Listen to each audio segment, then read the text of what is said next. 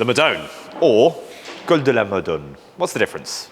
One's this beautiful bike you see in front of you. The other one is a French climb that conjures images of the south of France, Côte d'Azur, beautiful blue. But what links, you know, Wisconsin, USA, and the south of France, other than cheese production? It's this bike. This is the Madone, and it's named after the climb. It's where, in the early thousands, plenty of cyclists would go to Monaco to set up and live there, because it's a great place to cycle / tax haven. But they were incredible cyclists, and they would test themselves on the Col de la Madone, and therefore the Trek you see before you has ended up being the bike that sort of epitomized that climbing style in the early thousands. Now, it started out as an incredibly thin-tubed, elegant climbing bike designed to get you from the bottom of the mountain to the top of the mountain as quickly as possible.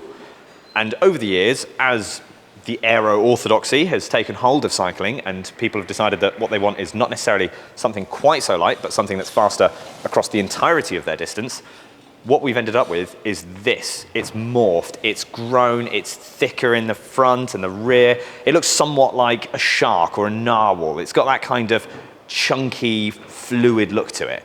And it's really cool. And that sort of transition happened around 2015. And since then, the Madones we've been seeing just look bigger tubes, faster, more aero, deep set wheels, and it's got a lot of that on the bike, as we can see. Deep set rims, integrated handlebar and headset. You know, it's all aero bike stuff. But the Gen SL7, or the SL7 Gen 7, as you see in front of you here, has sort of broken the mold a bit. It's changed aero orthodoxy as we know it in terms of being a bit wild. There's an elephant in the room here, and it's that seat post. That seat tube as it goes down is mad. It's frankly mad. Side on, this bike looks like a Wisconsin logger has taken a swing at it. But from the front, you're looking at a fighter jet. But yeah, it's wild. And why have Trek done this? Why is it happening? No one else is still sort of playing with bikes to this level. So what's it all about? Hopefully we'll unpack it. Right. Now don't get us wrong. Trek have a reputation for playing with bikes that is pretty much unparalleled in cycling. For a high-end road machine, they have always been trying to do interesting stuff. I think we can really pin this back in the early thousands to their ISO decoupler that they placed on the domain. It was essentially like a leaf spring that you can adjust the compliance of the bike, which was great. And when I was watching Treks win Paris-Roubaix under Fabien Cancellara, or going to the Tour de France and doing really well with Andy Schleck, I must admit I had personally quite a relationship with that 2011 Tour de France. I mean, it was wonderful. It was the first team I really backed, and might have been a complete noob to cycling and bought myself the kit. But Trek was that brand, and it was really cool. And they were doing interesting stuff with bikes, winning races. And what we see here is just a continuation of that. You're improving the aerodynamic performance of the bike, whilst also improving the comfort and fit and feel on the bike by reducing some of that vibration that travels straight up that seat post, without simultaneously taking away from the fact that you need to be able to get your power down and transfer that from your crank into the wheels. So that's why you have that slice at the rear, and the air intake as it is at the front. The idea there is that it sort of prevents turbulent air going through towards that wheel, or even disturbs it slightly before, in order that it sort of isn't catching and you are hopefully traveling faster.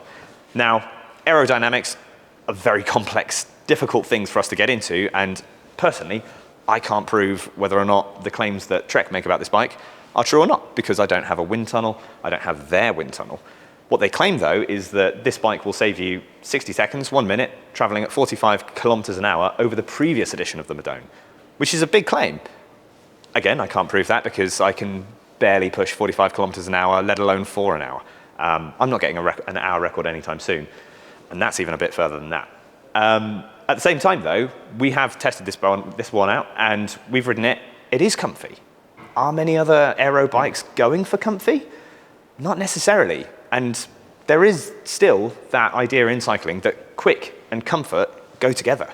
If I can ride this much further than many other of my group ride friends, get out there, enjoy my day on the bike, and have a cool, fast bike whilst doing it, that is good. Like, what's wrong with comfort?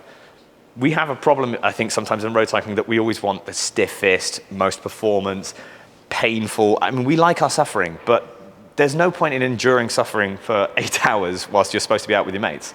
And if I want an aero bike to go fast on with my friends, why wouldn't I go for comfort? It's kind of cool, isn't it? Not only is this supposed to be more aerodynamic, again, I can't prove that. All I have heard from people who have ridden it is that it is feeling more dialed in, tucked in. The aero handlebars that you see here are integrated, one piece, and they are narrower at the top than they are at the bottom, i.e. they're flared at the bottom. That's where the measurement's taken. So when you are riding on the hoods, up there in the gears, you are tucked in automatically, which is going to deliver you some kind of, benefit as you ride, as long as that is comfortable for you. But what is incredible is for a bike with this much material, it weighs 7.4 kilos, fully built. Now, yes, that's 600 grams over the UCI minimum requirement, but obviously for what is essentially 1 pint worth of weight, and definitely what I tend to consume after one bike ride, that's pretty good. You've got an aero bike that actually gets close with those limits. And that's kind of exciting because this is the lightest, as Trek say, the lightest version of the Madone, disc Madone that they've ever made. For a bike that started out as a climbing oriented thing, the shape of it and the silhouette are completely unrecognizable, yet it still can do those jobs. So if I were in the market for a high-end road bike that suited me, suited longer rides, was still fast at doing it, and had that comfort taken into consideration, I think I'd be interested in one of these. I think when it comes to Trek, there's a bit of an identity issue. Trek are dependable, they've always been there in the pro peloton, and indeed, like, the Madone has still been performing at the World Championships, but you don't necessarily hear about it. It doesn't necessarily spring to mind as, oh yes, that top of the line, winningest bike that comes up there. But Trek are always there in the mix. They have been for, goodness knows, 20 years or so. Admittedly, previously under certain names that certain cyclists don't like, but then also, if you got into cycling around that time, they were pretty exciting to watch. Ultimately, Trek are doing exciting stuff here. We haven't seen this in a top-of-the-range road bike for a long time, this kind of playing around and experimenting. And yes, could you consider it a bit gimmicky? Quite likely. Is it performance? I think from what we've seen, it's still performing on the roads and still up there in the mix with Mads Pedersen still performing at Tour of Flanders. More than anything, it just gets us excited about innovation because, yes, road cycling is typically around two triangles that work really well and go forwards really fast. But playing with it, having fun with the genre and doing something a bit different, there's no harm in that, really. If it gets you excited, makes you want to go out there and ride, what's wrong with it?